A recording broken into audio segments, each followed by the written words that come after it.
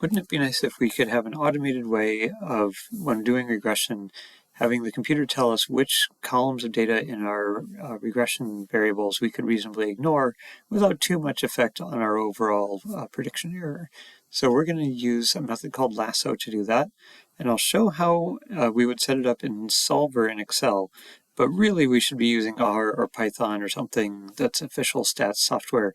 I'm just using R, so I'm just using Excel for pedagogical reasons because that's what many of us know already. So here I've got the same Pennsylvania district data set as before. We've computed z-scores for all the x variables here and the y values as well. You can see the means are all basically 0 and the standard deviations are 1 for each column. And I've got some space reserved for regression coefficients here. I'm computing the predictions by doing regression coefficient times the value of the columns for this row plus an intercept. It turns out you won't really need the intercept because we've already standardized, but it's just kind of there left over from a previous sheet. So those are the predictions, and then the residuals are just actual minus prediction. And then here we're computing the mean squared error. I know I often want to use the root mean squared error, but here in Lasso it's traditional to use the mean squared error. I could also use these columns that we know aren't really related to test scores, but I'm just going for simple here and using only a few decision variables. So let's set up Solver. We want to minimize the mean squared error, minimize by changing the decision variables, the regression coefficients. We don't have any constraints. A regression coefficient could be negative, so I don't want to force them all to be non-negative. And this is a nonlinear problem because we're squaring the residuals.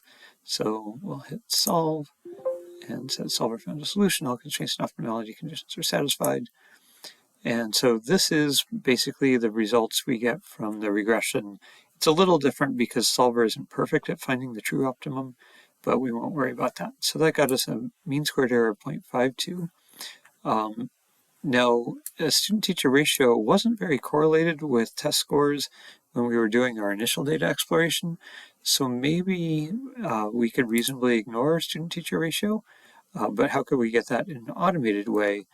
In some sense, we'd want to ignore a column would mean setting its regression coefficient to 0. So to get close to that, we'd say let's set the regression coefficients to close to 0. We could say try to keep the regression coefficients small, close to 0, and that will try to set the regression coefficients on the unimportant columns to 0. So how can we say let's set we want the regression coefficients to be near 0, and we also want the mean squared error to be near 0. So we could, over here, compute the sum of the absolute regression coefficients. So we'll do sum abs and the regression coefficients. We'll leave out the intercept term. It ends up not mattering. Here I have to press Control-Shift-Enter to do it as an array formula because we're operating on multiple cells. So right now we have this mean squared error and this sum of absolute coefficients. We want both of those to be small, but it's not clear, should we weight them equally? Should we put more emphasis on one or the other? What we often do is put a weight on the sum of absolute coefficients. So we'll say weight on some absolute coefficients. And let's put a 0 there for now. And over here we could say our overall objective is mean squared error plus the weighting times the sum of the absolute coefficients. Right now, if we're weighting this with 0, then we should just get the original regression results. So we could run it again. We could say, well, you know what? I'm going to put a little bit of weight on the sum of the absolute regression coefficients, and then I'll run Solver and tell it that this is my new overall objective. I want to minimize it, same decision variables, and I'll hit solve. And it takes a little bit longer to solve. It's a harder problem. There's more going on. And we can hit OK here. I didn't keep track, but it might not have changed much. It turns out when we've got the absolute value in there, that can be harder for Solver to do a good job on.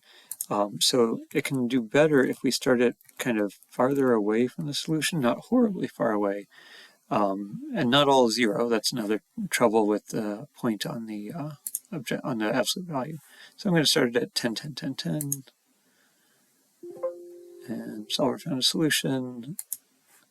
And so I could go record this, for example. I have to paste by value. And then I could try maybe 0.1, and I'll try restarting these and run Solver again. Unfortunately, there's no good way that I know of to just type a number here and have it rerun Solver. So we can see here that when we increased the weight on the sum of absolute coefficients, trying to get the coefficients to get close to 0, we ended up with a smaller sum of absolute coefficients and a larger mean squared error, and our overall weighted sum changed a bit. We usually don't worry about that too much. And then we could change this again, and we could restart. If you were using professional software, you wouldn't have to restart it each time. It would actually do the looping for you. It would just try a bunch of different weighting values. That's why we want to use the professional software. So we can copy that and paste it here. And we can see again, now that we're putting even more weight on some of the absolute coefficients, we got a lower answer there. We got a slightly higher mean squared error, and we got, this went up a little bit, that doesn't matter too much. But we can see now that if we've been recording the coefficients each time, we initially had something like negative 0.04 here, and now it's gone down much closer to 0. So that's kind of saying that that regression coefficient, which was on student-teacher ratio, when we try to keep the regression coefficients near 0, that's the one that gets pushed to 0 first. Once you have a data table like this, you might make a plot, like as I change the weight, how does each of these regression coefficients change? And that can show you the regression coefficients going to 0 as you increase the weight. Here we used the sum of the absolute coefficients. We could also have used the sum of the squared coefficients. That's another technique. Let me just write this down. Lasso is the sum of the absolute coefficients. There's something called ridge regression, which is the sum of the squared coefficients. And that has a long history in stats as well. It doesn't do as good of a job setting regression coefficients to 0, though. There's also something called elastic net, which is a weighted mix of lasso and ridge. Overall, the technique that we're using, these techniques, all of them, are called regularization.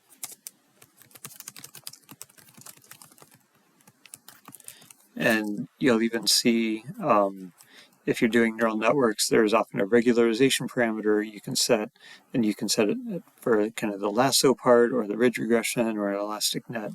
It's just trying to keep coefficients near 0 so we can kind of make simpler models by ignoring things. Let's wrap up by talking about why we're standardizing our x variables and our y variables. You might think about it for a sec yourself. So we're standardizing x variables so the sum of the absolute coefficients is summing things in the same units.